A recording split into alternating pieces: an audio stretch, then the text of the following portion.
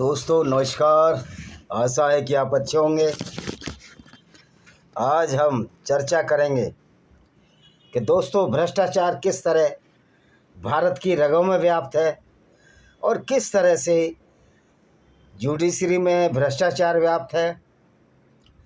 उद्योगपतियों का कॉकस यानी एक समूह, बेईमान जजों का समूह और बेईमान नेताओं का समूह किस तरह से छत्तीसगढ़ की जल, जमीन और जंगल को लूट रहा है। न सिर्फ छत्तीसगढ़ बल्कि पूरी भारत में जो जो संसाधन है उसको लूट रहा है। दोस्तों ज़्यादा टाइम नहीं लूँगा, 10 मिनट का वीडियो होगा ये। तो दोस्तों अभी अमित शाह ने ये डिक्लेयर किया कि हमने नक्सली समस्या को जड़ मूल से ख़त्म कर दिया है। अब एक ऐसा व्यक्ति जो तड़ी पार हो, जिसको कि राज्य से खदेड़ दिया गया हो और जो बाल ठाकरे पर जाता हो उनकी मदद करने के लिए, बाल ठाकरे के पास गया ये मोदी की सिफारिश में कि ये मेरा आदमी है, अपना आदमी बहुत परेशान है, तड़ी पार से बचाइए। और जिसको बाल ठाकरे ने मदद दी हो उसी की पार्टी को तोड़ने वाला ये व्यक्ति अमित शाह। जो तड़ी पार होगा वो कोई सामान्य अपराधी होगा, ये सोचने की बात है। अब वही सामान्य असामान्य आदमी व्यक्ति जब देश का गृह मंत्री हो और वो ये कहता हो कि हम नक्सली समस्या को ख़त्म कर देंगे, नक्सली समस्या ख़त्म हो गई है, तो उसके इरादे अच्छे हो सकते हैं क्या? जिसके खून में ही व्यापार और पैसा कमाना लिखा हो वो व्यक्ति कभी अच्छा नहीं हो सकता। अनैतिक तरीके से व्यापार की बात कर रहा हूँ। नैतिक तरीके से तो बहुत सारे लोग बेचारे छोटी छोटी दुकानें खोल कर बैठे हैं। तो दोस्तों यद्यपि अभी मिसिर बेसरा है या सिमिर बेसरा, अभी भी पश्चिमी सिंहभूम जिले में नक्सली कार्यकर्ता हैं और नक्सली विचारधारा ख़त्म नहीं हो सकती जब तक पूंजीपतियों का कॉकस, बेईमान नेताओं का कॉकस, गैर आदिवासियों की ज़मीन और किसानों की ज़मीन पर कब्जा करने वाला ये कॉकस रहेगा। नक्सली विचारधारा विभिन्न रूपों में सामने आने लगेगी। मज़े की बात है कि जो ये अमित शाह ने जो जमीन नक्सली प्रॉब्लम ख़त्म की है वो सारी जल और जंगल ज़मीन ये अडानी को दी जा रही है। यानी कि उद्योगपतियों का भला करने के लिए नक्सलवाद के नाम पर लोगों को डराया धमकाया जा रहा है, उनकी हत्याएं की जा रही हैं। सोनी सोडी नाम की एक महिला जिसको कि आम आदमी ने टिकट दिया, उसके साथ किस तरह के इन्होंने दुर्व्यवहार किया पुलिस ने। ये किसी से छिपा नहीं है कि पुलिस सशस्त्र गुंडों का एक वर्दीधारी गिरोह है और जिसको कि जस्टिस आनंद नारायण मुल्ला जो इलाहाबाद हाई कोर्ट के जज थे ये बोला था। तो दोस्तों क्या नक्सली, मैं मानता हूँ वो कुछ गलत कार्य कर देते हैं, कहीं आग लगा दी, कहीं कुछ कार्य किए, लेकिन नक्सलियों से ज़्यादा खतरनाक तो देश के नेता हैं जो गरीब लोगों के जंगल, ज़मीन और धन लूटने में लगे हैं, उनकी रोजी रोटी लूटने में लगे हैं। तो दोस्तों आप जुडिशरी का एक भ्रष्टाचार देखिए। जिस जज का अदालत में केजरीवाल साहब का केस है, अरविंद केजरीवाल, जिसको कि झूठा, मक्कार, धूर्त कुछ कहे, बीजेपी वालों को ये सब कहने का अधिकार नहीं है। ये कहीं ज़्यादा झूठे, मक्कार और धूर्त हैं। मधुकेश्वर पर FIR होने से लोग नहीं डर जाते। आप मोदी से बड़ा कोई मुस्लिम परस्त व्यक्ति होगा ना, हुआ है ना होगा इतिहास में। तो दोस्तों, उसके जो दो लड़के हैं उस जज के, ये जो संबंधी हैं, वो तुषार मेहता जो भारत का अटॉर्नी जनरल है उसके अंडर में काम करते हैं।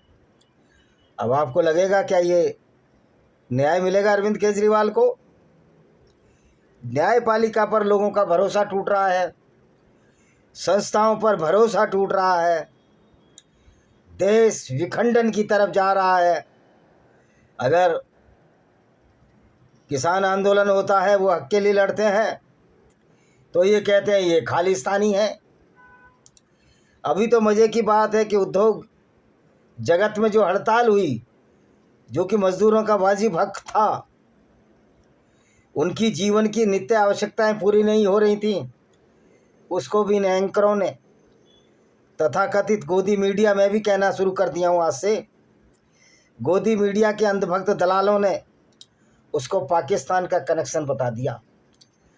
तो फिर मैं ये पूछ रहा हूँ कि 12 साल से आपकी सरकार है, अमित शाह जैसा तड़ीपार गृह मंत्री जो जानता है कि अपराध कैसे होते हैं, कैसे कराए जाते हैं, क्या पाकिस्तान के षड्यंत्र को बेनकाब करके मजदूरों की हड़ताल नहीं रुकवा सकता था? नहीं, पर ये तो गहरी नींद में गाफिल हैं। पता नहीं कितने टन गांजा अफीम खाकर ये मोदी और अमित शाह और उसके मंत्री सोए पड़े हैं। इन्हें गरीबों का दुख नहीं दिखता। सिर्फ और सिर्फ पूंजीपतियों से चंदा लेने वाले और गाय के नाम पर राजनीति करने वाले लोग, गाय के मांस बीफ निर्यात पर चंदा लेने वाले लोग सिर्फ लोगों को लड़ाना चाहते हैं। मैं जानता हूँ कि हिंदू मुस्लिम के नाम पर जो लड़ाने का इस्लाम एक अलग, इस्लाम एक विचारधारा है जो गैर मुस्लिमों के खिलाफ है, लेकिन इसके लिए किसी नेता की औकात है कि इस्लाम के बारे में बात करे? मुसलमानों की खिलाफत करने से बेहतर है कि आप इस्लाम की गंदगी बताएं और सनातन वैदिक धर्म की गंदगी बताएं। ये काम उन लोगों पर छोड़ दो जो रैशनल बात करते हैं, लॉजिकल बात करते हैं, तार्किक बात करते हैं। ये काम आपका नहीं है, क्योंकि आपके बस में नहीं है।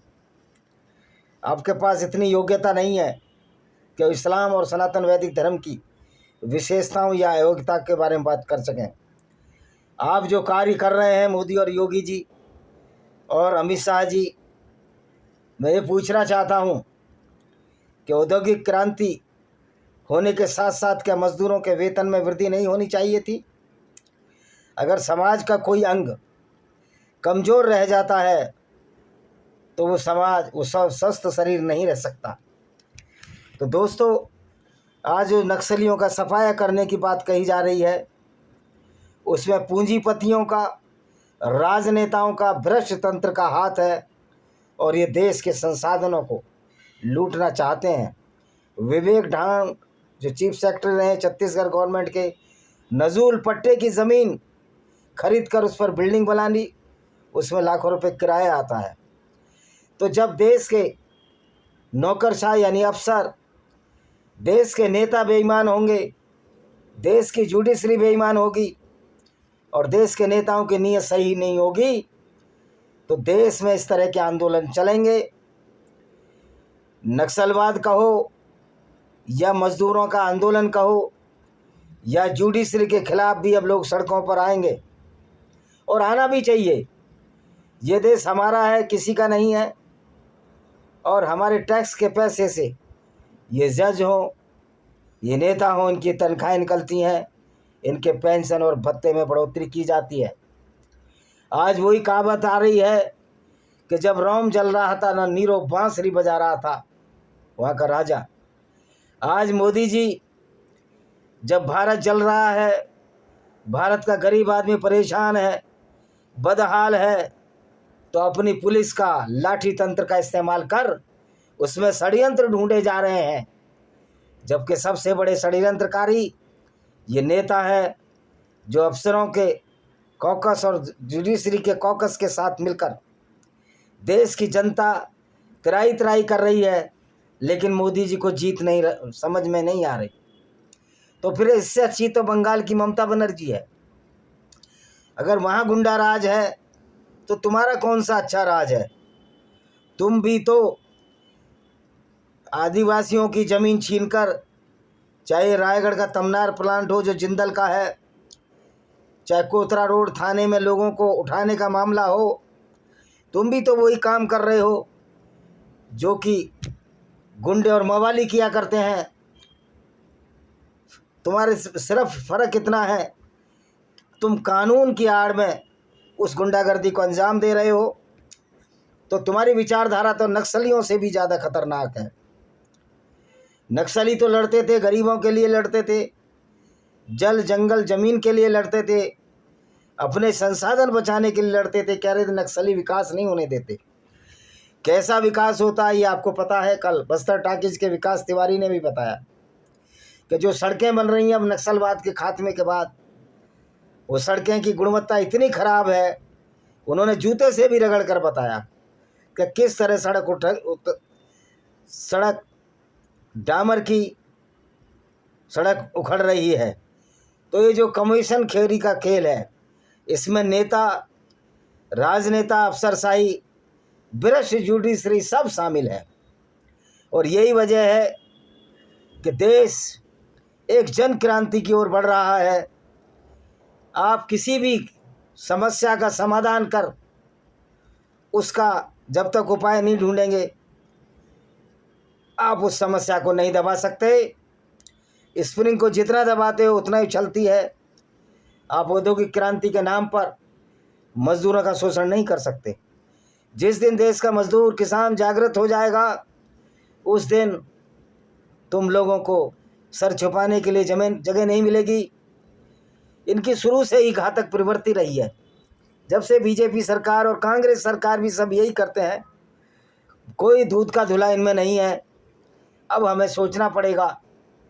मैं कहना चाहता हूं देश के नागरिकों से, जब मर ही रहे हो भूखे, जो राज ठाकरे ने कहा था, तो क्यों ना किसी को मार कर मरो।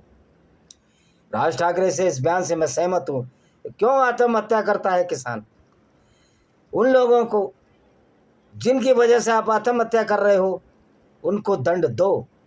ये नैसर्गिक न्याय की कड़ी में आता है। आप उसको नक्सलवाद के नाम से जानो या किसी भी वाद के नाम से जानो, सही मायने में मानवतावाद है। भ्रष्टाचार के खिलाफ लड़ना यह आपका संवैधानिक अधिकार है, और भ्रष्टाचारियों को गिन गिन कर समूल नष्ट करना भी आपका अधिकार है। ये नालायक मोदी और ढोंगी आदित्यनाथ जैसे लोग मजदूरों की समस्याएं न समझकर सिर्फ उसको दबाने में लगे हुए हैं। जैसा कि मैंने अभी आपको बताया कि किस तरह अरविंद केजरीवाल के मामले में न्यायिक भ्रष्टाचार हो रहा है। तो ये न्यायिक भ्रष्टाचारी व्यवस्था जो हर जगह भ्रष्टाचार फैला है, इसके खिलाफ युद्ध स्तर पर पूरी ताकत से लड़ने की ज़रूरत है, मनोबल ऊंचा रखने की ज़रूरत है। वरना तो ये भ्रष्टाचार और भ्रष्ट राजनेता आपकी जल जंगल ज़मीन सबको हड़प जाएंगे। और ये अडानी और अंबानी जैसे लोग, जब इनको जान का खतरा होगा, ये देश छोड़कर भाग जाएंगे। जैसे कि स्टरलाइट का मालिक अभी अनिल अग्रवाल इंग्लैंड में रहता है। याद रखो, इंग्लैंड में भी क्रांति हुई थी मजदूरों की, तो भारत में क्रांति क्यों नहीं हो सकती? होनी चाहिए। इससे बेहतर है कि ये क्रांति ना हो, इसके लिए मजदूरों को बेहतर सुविधाएं दी जाएं। और देश में शांति का राज जब कायम हो सकता है, जब देश के नेता भ्रष्ट नहीं होंगे, देश के जुडिशरी भ्रष्ट नहीं होगी, देश के अफसरशाह भ्रष्ट नहीं होंगे। वरना तो ये लड़ाई, ये क्रांति आएगी और अवश्य आएगी। इसी के साथ हम इस वीडियो को विराम देते हैं।